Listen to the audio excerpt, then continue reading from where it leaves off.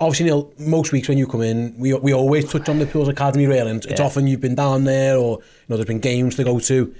It feels like this might be one of the most significant first team games ever in the history of Liverpool's academy. We've always had, they've always been super proud of Gerrard and Alexander-Arnold and Jamie Carragher, etc.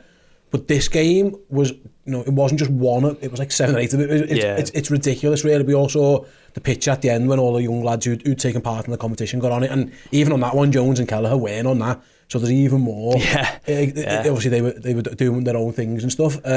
So you look at Keith Kelleher and you look at Conor Bradley and James McConnell, Bobby Clark, Harvey Elliott, Jayden Dans as well. The list goes on and on for the season. Do you think this is like one of the most proud moments that the academy will have ever had? Because it felt like, I saw Andy Kelly's tweet, who does the press for the academy, and he was saying how big of an achievement it was for them. But you can only imagine how they're feeling as well, because it's quite absurd, really. If you look at it, like Liverpool just won a final with guys making their second ever professional appearance. It is remarkable that the work the academy have done to get these players ready to compete in a final against a team who not that long ago were European champions. Yeah, and a team that's renowned for its own academy and the production line that has, in terms of, not necessarily in terms of first team players, but certainly in terms of winning youth cups and winning, UEFA youth leagues and producing multi-million pound players. So the fact that Liverpool were there, having to turn to these youngsters in a lot of senses, but also not, I watched back a little bit of the game. Obviously I didn't hear the commentary, thankfully, on the day from Gary Neville, but I did hear him sort of say, one of the few things I liked or agreed with, he said a lot of managers would have left that drift and said, well, we've got Cody Gakpo on the pitch, we've got Luis Diaz and we've got Alexis McAllister, and they're gone, so we'll just sit in and we'll play deep, but we're not going to bring a kid on in this sense. The fact that the manager did says a lot about him, says a lot about the environment, but also says a lot about the level of the players. And I saw Andy Robertson speaking in the mix zone. He said, we see them every day. He said it's a risk, but it's not really, because they're good players and they're good enough to do it. Andy, as you know, Andy Kelly's one of my best mates. He's the press officer for the academy. Barry Lutus is a very good friend of mine. He's the under-21s manager, and these predate those roles as well. By the way. I saw Andy's tweet where he didn't just list Barry and Mark Bridge-Wilkinson and Alex Inglethorpe. He listed Marek Schmidt, the head of education, Caitlin, the guys on the gate, the people in the canteen. And I think back to 2018. I sat down with Jurgen Klopp in New Jersey in the hotel on Liverpool's pre-season tour, and I asked him about moving from Melwood to Kirkby. And I look at the quotes this morning, funny enough, on the way or before I came here, and he said, "We want to make it the football headquarters of Merseyside, where every player, every age level, is an outstanding footballer." And I am planning to ask him this later today. You've done it, haven't you? You've done that. You look at it. You look at not just the sort of academies will always produce very good footballers, and you'll watch them and go, oh, I can't look at his touch, look at his ability to strike a ball or whatever.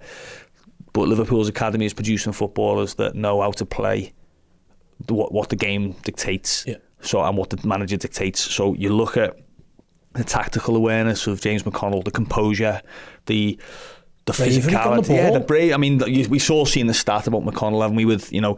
But don't forget, he's up against Enzo Fernandez and Moises Caicedo, and you can say that they're quite young players as well, but he's up against players like that and Conor Gallagher. He's players that he's got no right to be competing with, let alone dominating, and he's doing it. I thought Bobby Clark's impact on the game was just staggering. I thought, people will know, regular watchers of this will know what a fan I am of Bobby.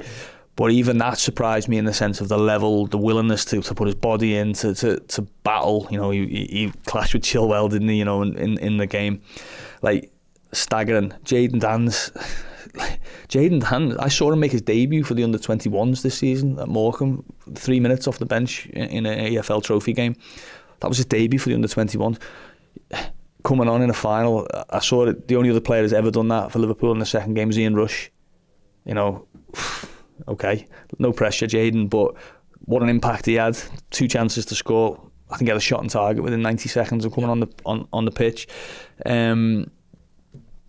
massive kudos to those players, but also to the academy, because they're preparing players that they're not going in and learning the job when they go into the first team. They're learning the level and learning maybe to just be a bit quicker or whatever, but they've got the fundamentals of how Liverpool play.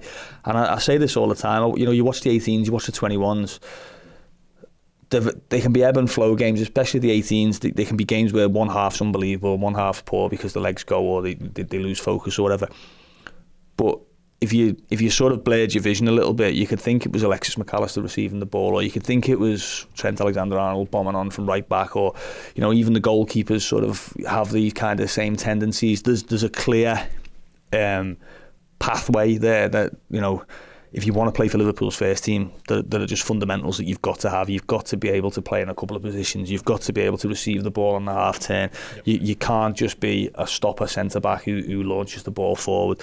You've got to have, you know, willingness to take the ball in tight areas, and you're seeing the fruits of it now. And don't forget, I mean, that picture you mentioned was significant for the fact that arguably the two best were injured. They could have been even more. You know, Stefan Bajcetic could have been there. You could have had Ben Doak in there. Obviously, Curtis was absent.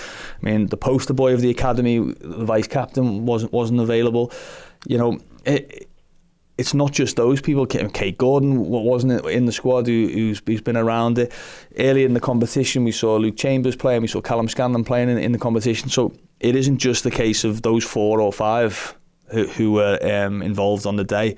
All the way through this Carabao Cup run, there's been a flavour of Kirby involved in it, and I know a lot of the staff were there. I've spoken to a few of them, you know, people like Barry and Jay Spearing, and obviously Alex Inglethorpe.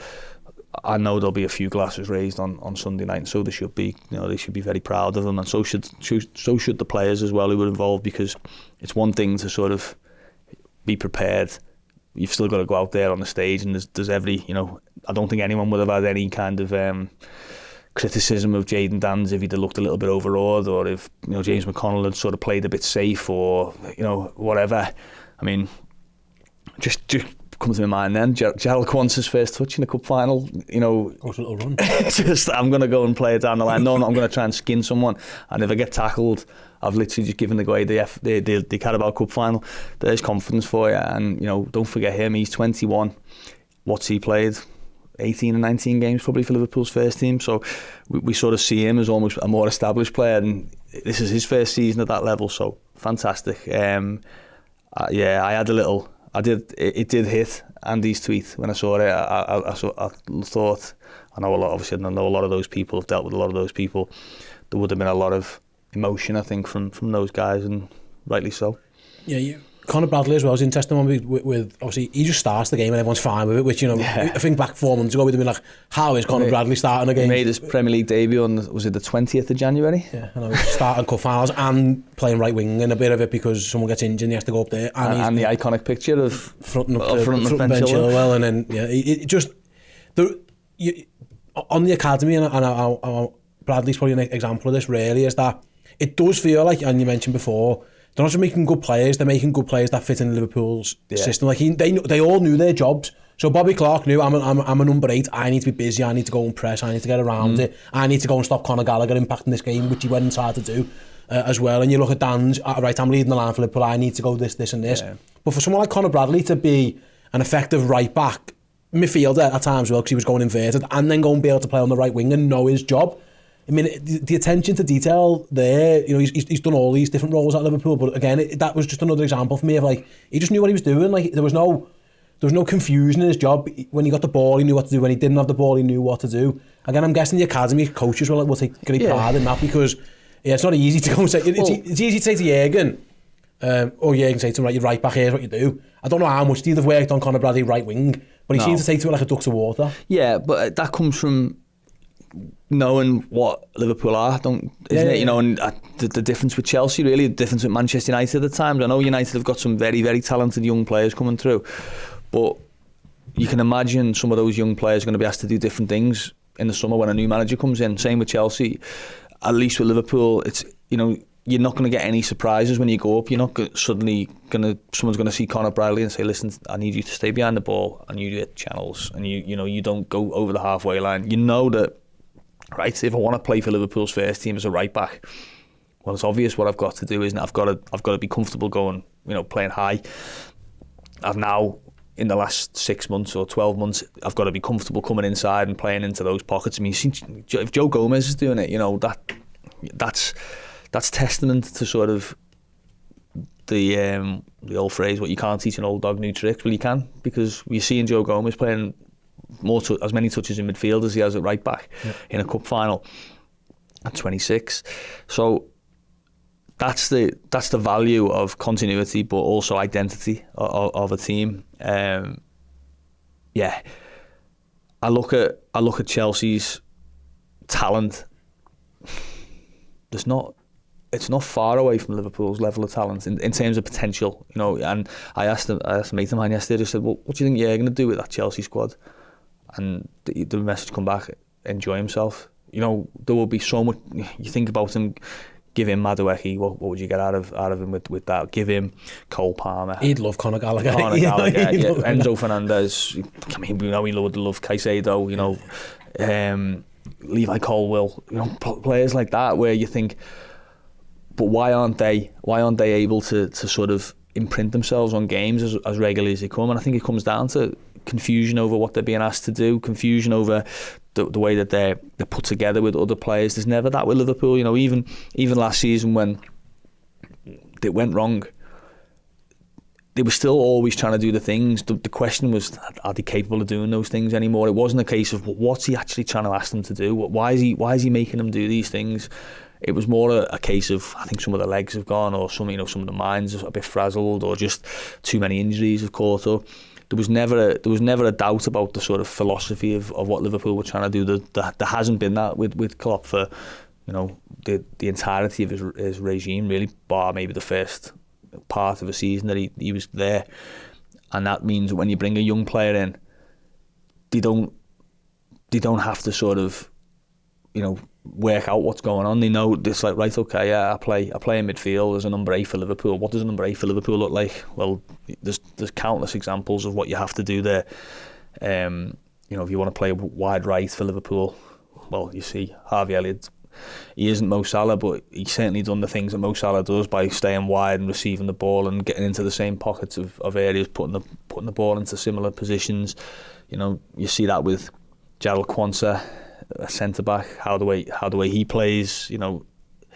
He's not Nat Phillips, is he? Or he's not sort of. I'm trying to think of like a James Tarkowski or something like that. He doesn't play like that. He goes in and tries to play like Virgil van Dijk, doesn't he? And that's the beauty of it, really. The level that everyone knows what you need to be in the Liverpool first team. Whether you've got the actual talent or the ability to get to that very, very top level is another matter, and we'll see with some of these players. Don't kid ourselves that all of these players are going to become first team regulars, but at least they're equipped when needed to go in and do it. And I think we're going to see a lot of them tomorrow night. Obviously, I think we'll see a few more of them before the end of the season in the Europa League, and possibly if they get through in the Cup.